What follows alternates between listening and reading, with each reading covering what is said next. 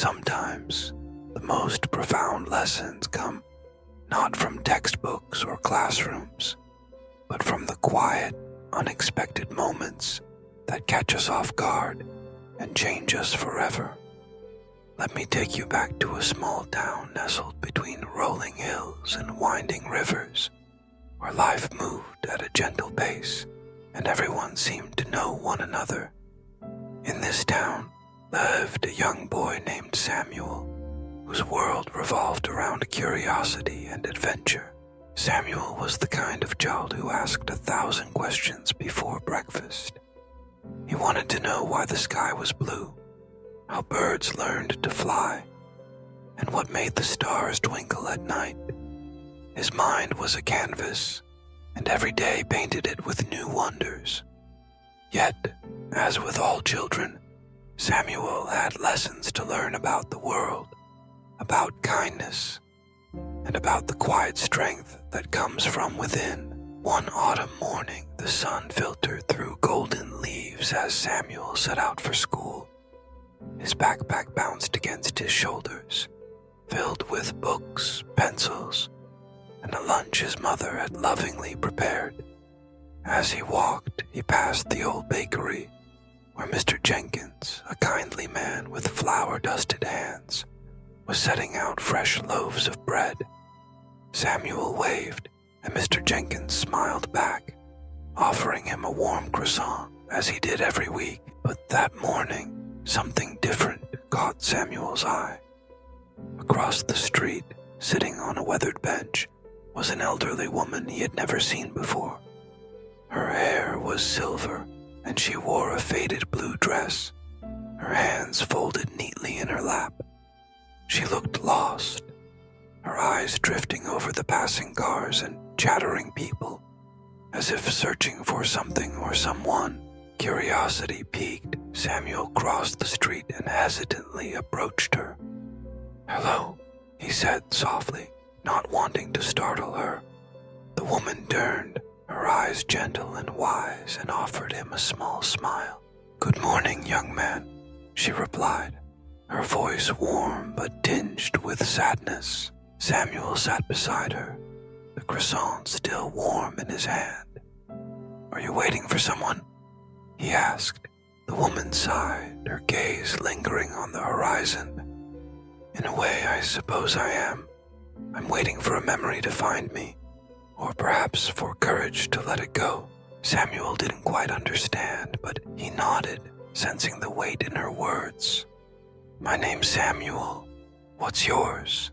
"Margaret," she said, her lips curling into a gentle smile. "It's nice to meet you, Samuel."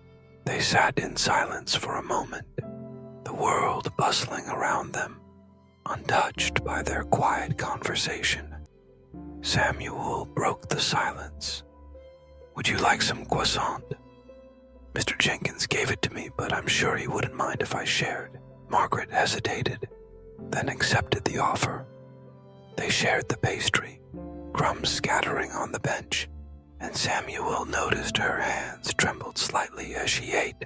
"My husband and I used to come here every autumn," Margaret began, her voice barely above a whisper. "We'd sit on this very bench, share a pastry, and watch the leaves fall. It was our little tradition. He passed away last year, and today is the anniversary." Samuel's heart tightened. He didn't know much about loss, but he could feel the ache in Margaret's words. Unsure of what to say, he simply reached out and held her hand. She squeezed it gently, tears glistening in her eyes. "Thank you, Samuel," she said. "Sometimes the world feels so big and empty, but small acts of kindness remind me that I'm not alone." For the rest of the morning, Samuel sat with Margaret, listening as she shared stories of her youth, of love and laughter, of dreams and regrets. He learned about the importance of cherishing memories, but also about the necessity of letting go. Margaret didn't need grand gestures or eloquent words. She needed a friend, someone to sit beside her and remind her that, even in her grief, she mattered. As the sun climbed higher in the sky, Samuel realized he was late for school.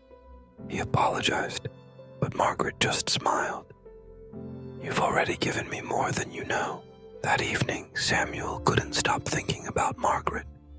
He told his parents about her, about the stories she shared and the sadness in her eyes. His mother hugged him tightly, pride shining in her gaze. "You did a beautiful thing today, Samuel. Sometimes all someone needs is to be seen and heard." Days turned into weeks, and Samuel made it a habit to stop by the bench every morning. Sometimes Margaret was there, sometimes she wasn't. When she was, they shared stories and pastries, laughter and tears. Slowly, Samuel watched as the sadness in her eyes faded, replaced by a quiet hope. He realized that in comforting Margaret, he had learned something invaluable. Life is filled with moments we cannot control. Loss, change, the passage of time. But in those moments, we are given a choice. We can turn away, or we can reach out. We can ignore the pain of others, or we can sit beside them, offering the simple gift of presence. Years passed, and Samuel grew into a young man. He faced his own challenges, his own moments of doubt and sorrow. But he never forgot the lesson Margaret had taught him, the power of small kindnesses, the importance of listening, and the profound impact a single act of compassion can have on a broken heart. Whenever he saw someone alone, Samuel remembered that autumn morning. He remembered Margaret's trembling hands, her gentle smile, and the way her eyes lit up when someone took the time to care. He understood, now more than ever, that the most important lessons are not those we read in books, but those we live in the quiet spaces between. And so Samuel carried that lesson with him, tucked deep within his heart.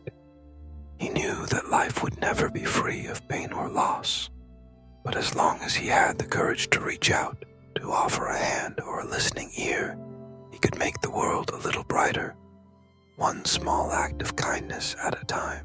This, he realized, was a lesson he would remember forever. A lesson not just about others, but about himself, about the capacity for compassion that lives within us all, waiting for the moment to shine. And that perhaps is the greatest lesson of all. If this story made you pause, even for a moment, to think about what truly matters, then maybe, like me, you're ready to stop chasing and start living. If it touched you, feel free to like, share your thoughts in the comments, and subscribe for more stories that help us grow together.